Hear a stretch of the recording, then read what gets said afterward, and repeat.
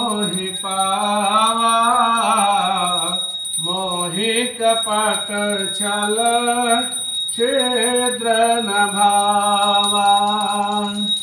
हरे अनंत हरे कथा अनंता, कहीं सुनाहि बहु विदेश भूषंता। कहीं सुनाहि बहु विदेश भूषंता। बोलिए पितृनारायण भगवान की जय। देखिए अपने शास्त्रों में बताया गया है कि जब तक बैतरणी नदी हम पार नहीं करते तब तक हमें मोक्ष नहीं मिलता है। बैतरणी नदी में सारे पूर्वजों का निवास भी बताया गया है। 15 दिन पूर्वज कहाँ निवास करते हैं? बैतरणी नदी में निवास करते हैं और अपने परिवार से अपने बच्चों से मिलने पितृपक्ष में जरूर आते हैं। तो एक छोटी सी कथा है। जोगी और भोगी नामक 2 भाई निवास करते थे। जोगी जो था बहुत धनवान था, लेकिन भोगी के पास धन नहीं था। बहुत मुश्किल से उसका जो है गुजारा होता था, परिवार का भरण पोषण बहुत मुश्किलों से कर पाते थे। तो भोगी की जो पत्नी थी बहुत धार्मिक थी। उन्होंने अपने जेठ जी और जेठानी से जाके कहे कि भैया आप लोग बहुत धनवान हैं और पितरों की पूजा तर्पण आपके घर में कर लेते हैं। भगवान ने आपको सब कुछ दिया है, पूर्वजों की कृपा से कोई कमी नहीं है। तभी बोलते ना, बाढ़े पूत पिता के धर्मा। ये हमारे पूर्वज पता नहीं कितने धर्म कर्म किए होंगे और इनके द्वारा हम अन्न ग्रहण कर रहे हैं। इनके आशीर्वाद से हम अपना जीवन चला रहे हैं। अब हम जो धर्म कर्म करेंगे वो हमारे बच्चों के लिए अर्जित होगा। इसलिए बोलते हैं बाढ़े पूत पिता के धर्मा। माता पिता जो धर्म कर्म करते हैं उसके फल स्वरूप हम अपने जीवन में आनंद भोगते हैं।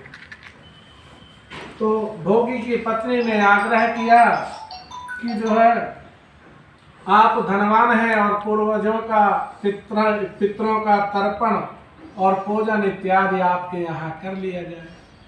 तो जोगी बोले कि मुझे टाइम नहीं है, काम धंधे में बहुत व्यस्त थे। फिर भी आग्रह करने के बाद मान लिए और मानने के बाद कल परसों का श्राद्ध है और कल बोले इसकी कौन बनाएगा। दोनों बहुओं ने कहा कि हम भोजन तैयार कर लेंगे। दोनों बहू दूसरे दिन सुबह से लेपना पोतना सब शुरू किए। उस जमाने में तो कच्चे घर होते थे, तो लीप पोतना शुरू किए, घर को सब शुद्ध किए और रसोई बना रहे हैं सुंदर से। लेकिन क्या होता है, बड़े लोगों की आदत होती है कि अपने जान पहचान वालों को कि मैंने ये कार्य किया, उस कार्य को दिखाने के लिए निमंत्रण करते हैं कि हमने ये पूजा की और ये कार्य किया। नहीं तो लोग जानेंगे नहीं कि सेठ जी ने क्या काम किया, कैसे दान किए। तो खूब लोगों को निमंत्रण एक दिन पहले जोगी ने दे दिया और दूसरे दिन सब आगंतुक लोग आए और जो है पूर्वजों का आगमन जो होता है, बोलते हैं शास्त्रों में 11 बजे से 1 बजे के बीच में सबके पूर्वज मिलने आते हैं। अब पूर्वज लोग जो है बैतरणी नदी से निकल करके और सोचे आज मेरे बेटे श्राद्ध तर्पण कर रहे हैं, मैं अपने बेटों के यहाँ भोजन ग्रहण करेंगे और चल दिए इस आस में। लेकिन क्या होता है कि बड़े लोग जो आते हैं आपके आगंतुक, उनके पास इतना समय नहीं रहता है। इसलिए जोगी ने रसोई जो है परोसना शुरू कर दिए, सब आगंतुक लोगों को खिलाना शुरू कर दिए। और पूर्वज आकर के देखे कि अरे इन्होंने तो हमारा अपमान कर दिया, अरे हमारा इंतजार भी नहीं किए, लोगों को भोजन कराने लगे। पूर्वज नाराज हो गए। पितरानी लोग कहने लगी कि देखिए आप अपने बड़े बेटों को ही आशीर्वाद देते रहे और ये धनवान बन गया और ये हमारा अनादर कर दिया, पहले लोगों को खिलाना शुरू कर दिया। कोई भी पूजा पाठ हो पहले देवताओं को आप भोजन जो है प्रसाद ग्रहण करवाएं, फिर जो है पितरों को ग्रहण करवाएं, फिर ब्राह्मणों को ग्रहण करवाएं, फिर आगंतुक लोगों को ग्रहण करवाएं और सबसे बाद में खुद प्रसाद ग्रहण करना चाहिए। पूर्वज देखे ये बेटे जो है मेरा अपमान कर दिए बेटे बहू ने, उसी समय वो जो है वापस आए और बोले कि मेरा एक बेटा और है, चलो उसके घर चलते हैं। उसके घर जाकर के देखे हैं कि बर्तन सब मांजे धुले औंधे मुंह पड़े हुए हैं, कुछ बना ही नहीं, गरीबी इतना ज्यादा है।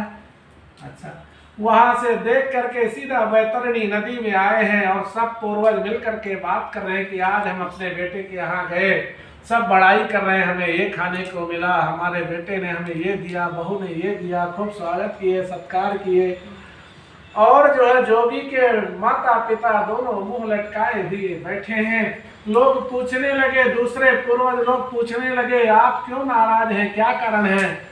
उन्होंने बताया कि आज हमारे बेटे ने हमारा निरादर कर दिया, हमारा इंतजार भी नहीं किया और भोजन शुरू कर दिए, रसोई झूठी हो गई इसलिए हम वहां अन्न ग्रहण नहीं किए हैं। तो दूसरे पूर्वज लोग बोले कि एक बेटा आपको और है, अब आप उनको धनवान बनाइए, उनको आशीर्वाद दीजिए, उनको अपनी कृपा दीजिए।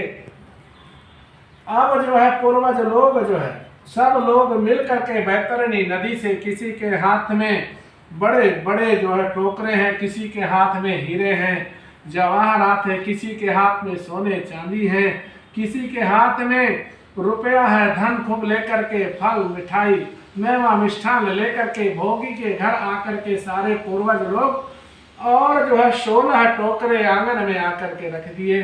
उधर ईश्वर कृपा देखिए, भोगी का जो बेटा है वो रो रहा था बाहर बैठे कि माँ मुझे कुछ खाने को दो, मुझे भूख लगी है, कुछ खाने के दो। तो माँ की ममता ऐसी होती, उसने एक बार झूठ बोल दिया कि बेटा जा, आंगन में ढका हुआ रखा है, जाके खा ले।